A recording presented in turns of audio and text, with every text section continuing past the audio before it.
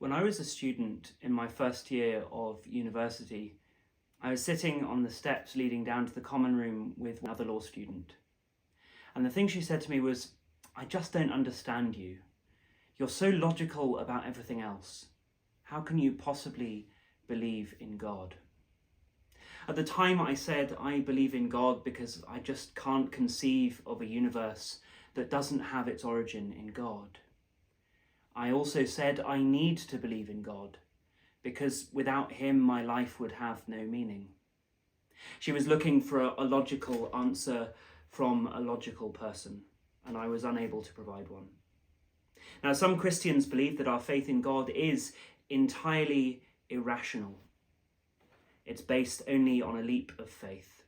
We believe in the truths of revelation and in God because of some experience or feeling that we have that we can't really explain, but which for us is enough.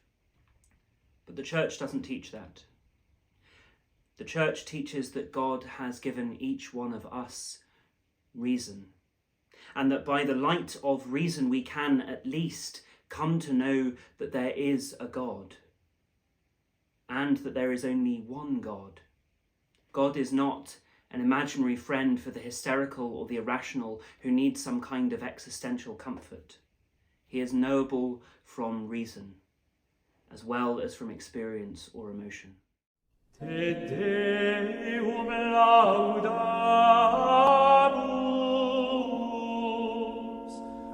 te Dominum confitemus. Hi, I'm Fr Edward Hauschild, and this is Catholicism Explained, where, as the name suggests, I try to explain the Catholic faith in simple terms. In this episode, we'll be asking why Catholics believe in God. We'll begin by reading from St Paul's letter to the Romans, chapter 1. Alleluia.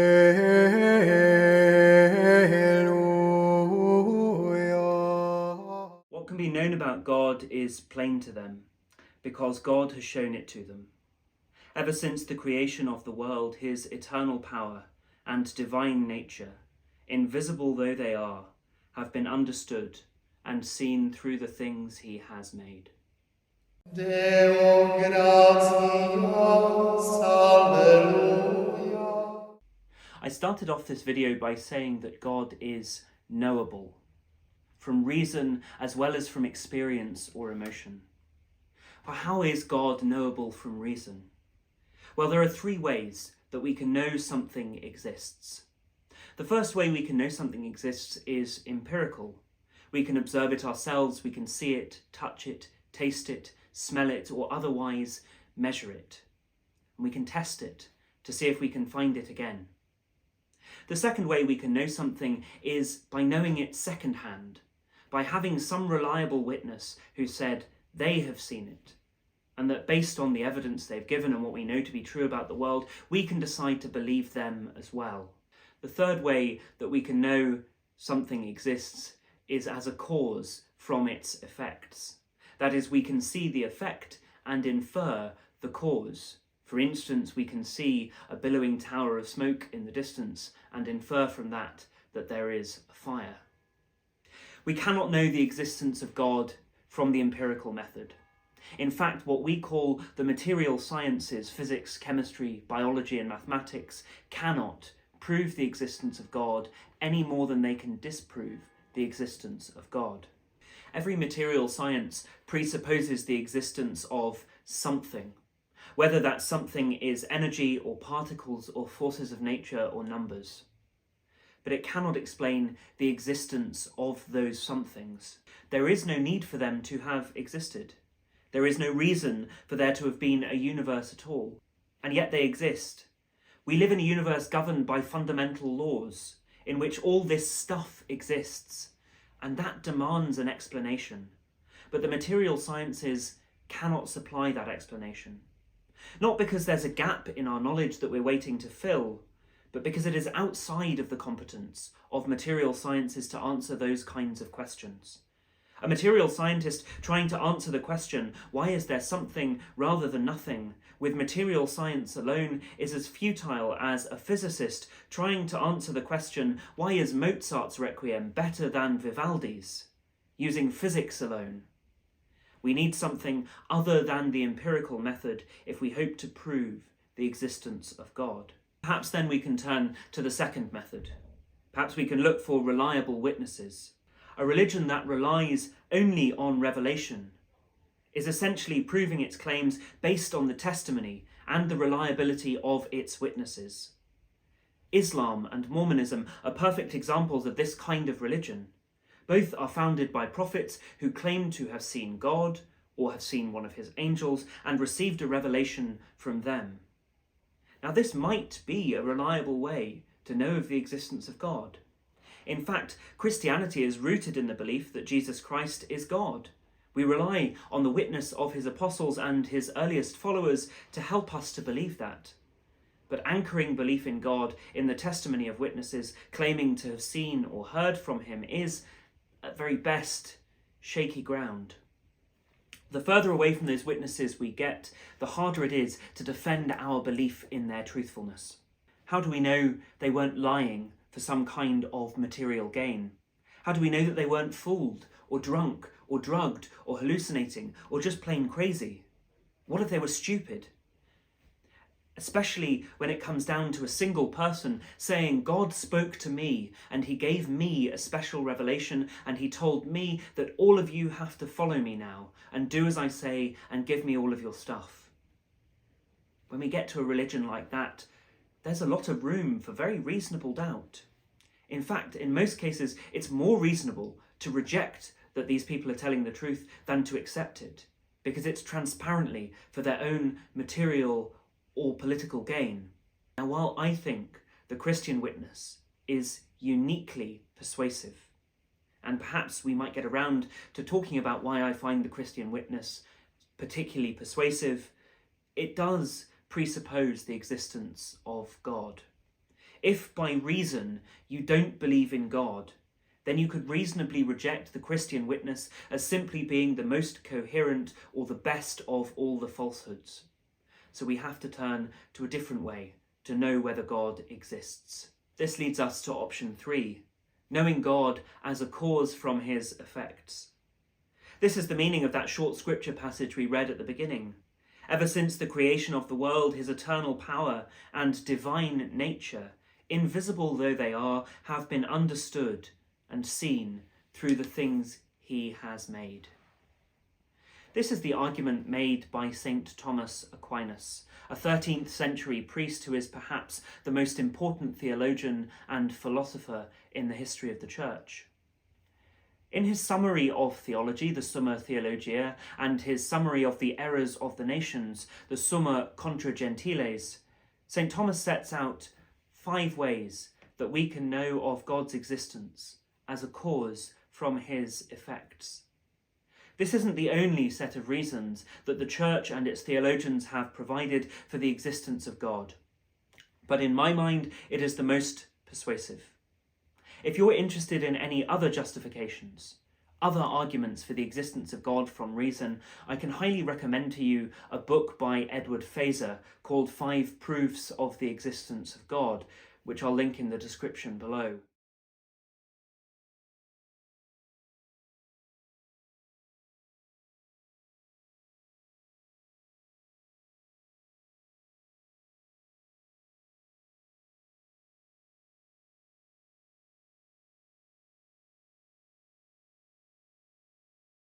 Before we jump into the 5 proofs provided by St Thomas, we have to lay some ground rules for understanding him. The first is that St Thomas is making these arguments based on things that are observable about the world around him. He's taking what he knows to be true and making logical judgments about it. This presupposes that we can know things about the world around us and make judgments based on those observations. The second thing is that St Thomas follows a very strict logical rule, and that rule is called the law of non-contradiction. And it basically means that no 2 contradictory or mutually exclusive statements can be true at the same time and in the same way. An example of this is the 2 statements. Statement 1, Fr Edward Hauschild is alive. Statement 2, Fr Edward Hauschild is dead. Those 2 statements cannot both be true at the same time and in the same way. They are contradictory from one another, and saying that both are true at the same time violates that all-important law of non-contradiction. The third rule is that all of St Thomas's 5 ways interlock with one another. They each point to something that we can know about God, and taken together, they paint a fuller picture of God. St Thomas ends each of the proofs by saying, "And this we call God," or "and this everyone calls God." Perhaps a more accurate way of translating his meaning is to say, if such a thing exists, this we would call God. With these ground rules laid, let us look at the 5 ways.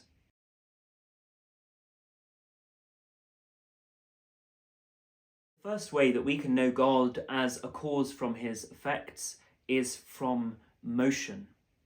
St. Thomas uses the word motion, movement, to describe change.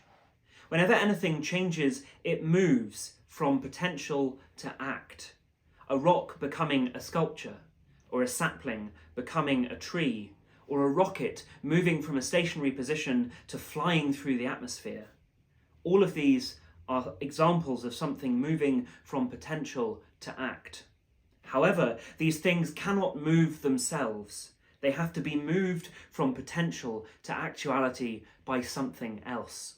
Those somethings else are themselves moving, changing things. They too require something outside of themselves to move them from potential to actuality. This chain of movable and changeable things causing one another to move and to change cannot go on into infinity, unless there is something at the beginning of this chain which does not move and which does not change, which is able to set them all in motion. Nothing would ever move or change. Since we can see things which move and change, there must be an unmoved mover that sets all things in motion. Such a thing we would call God.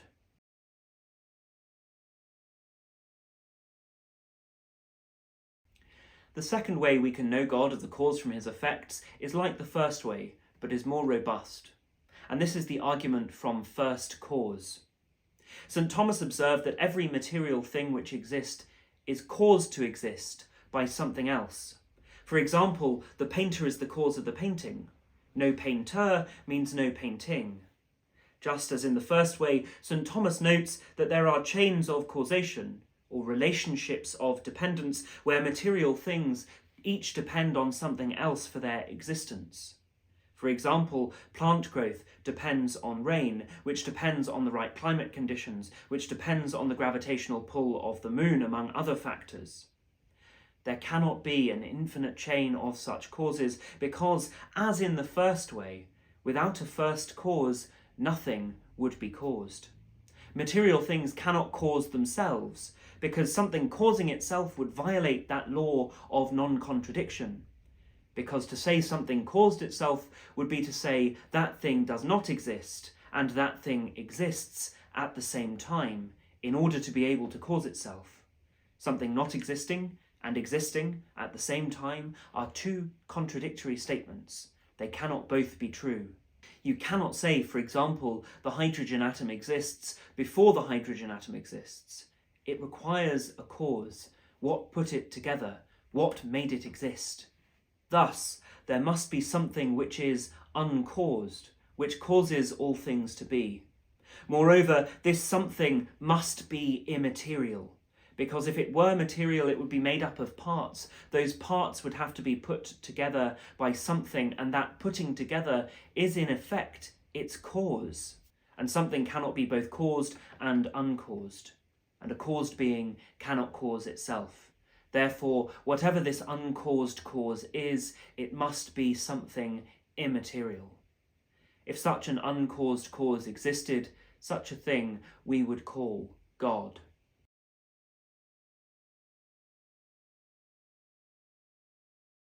The third way we can know God as a cause from his effects is the argument from contingency. St. Thomas observed that the universe is full of contingent things. That means things that are not necessary. They could exist, or they could not exist. These contingent things all eventually perish and cease to exist.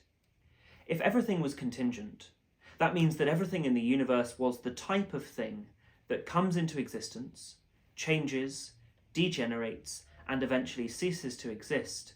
Then one of two situations has to be true. The first possible situation is that there was a time when nothing at all existed. Because all of these contingent things are possible not to be, nothing existed at all. There must have been a time when they were not. Now, if this were true, then nothing would exist, because nothing can come from nothing.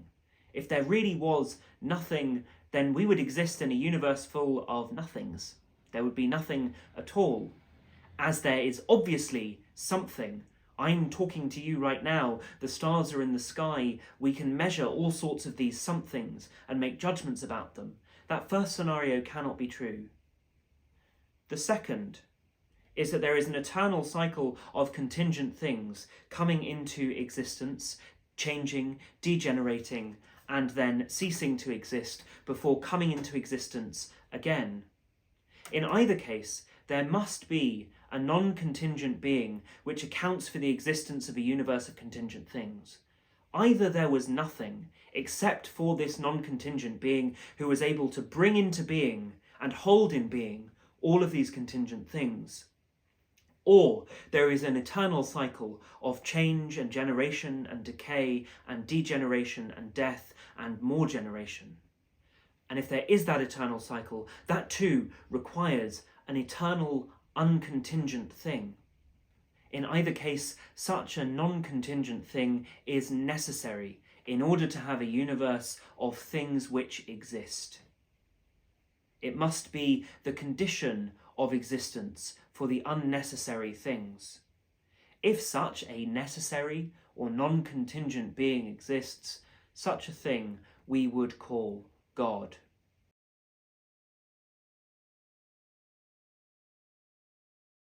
The fourth way we can know God as a cause from his effects is by degree. St Thomas observed that all things exist in varying degrees of goodness, truth, and beauty. That something living is better than something dead, something healthy is better than something sick, animals are better than plants, and humans are better than animals. Whenever we have anything which exists in degrees, that is, something which can be said to be more or less, there must be something which is most.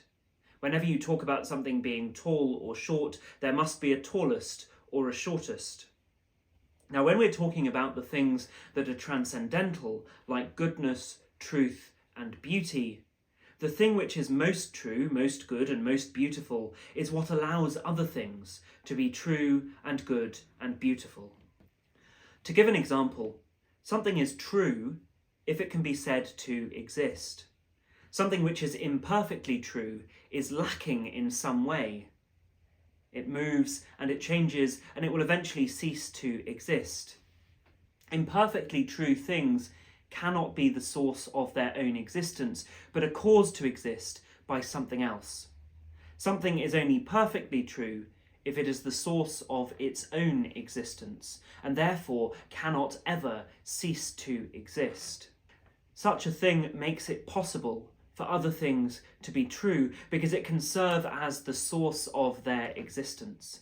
Without the most true thing, nothing could exist, because nothing other than something perfectly true can be the source of its own existence.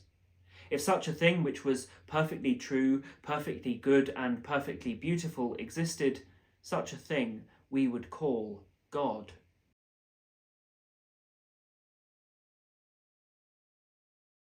The fifth way that we can know God as a cause from his effects is the argument from final cause.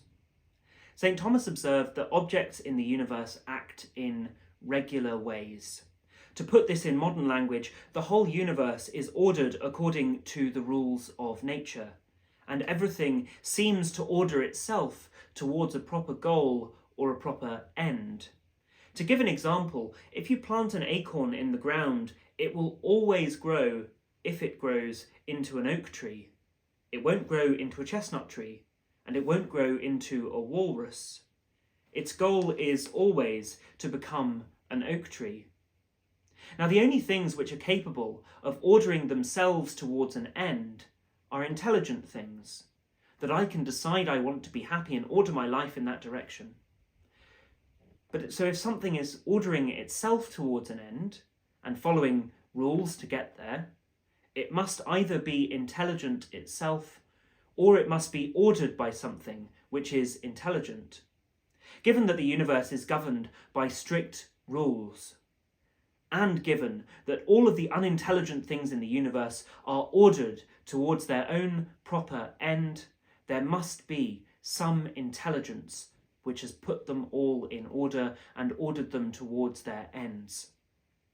The fifth way is perhaps the most powerful evidence for the existence of God as a cause from his effects, because there is no reason for the orderliness of the universe, which points towards an intelligence which has set it in order and ordered everything to its proper end. If such an intelligent being, ordering everything in the universe, existed, such a thing we would call God. This has been a summary of St Thomas's 5 ways. I've skated over a great deal of detail for the sake of brevity, and this video, at probably almost half an hour, is long enough as it is. The point, though, is this: that by reason alone we can come to the knowledge of the existence of a single God, who is simple, who is immaterial, who is unchanging, who is intelligent, and who is necessary for other things to have existence. In fact, the pagan philosopher Aristotle, from whom St Thomas borrows a great deal of his reasoning, came to the point of acknowledging that there was only one God 500 years before Christ. God can be known from reason, without the need to appeal to emotion or to experience. I'm Fr Edward Hauschild. This has been Catholicism Explained. Goodbye, God bless, and keep the faith.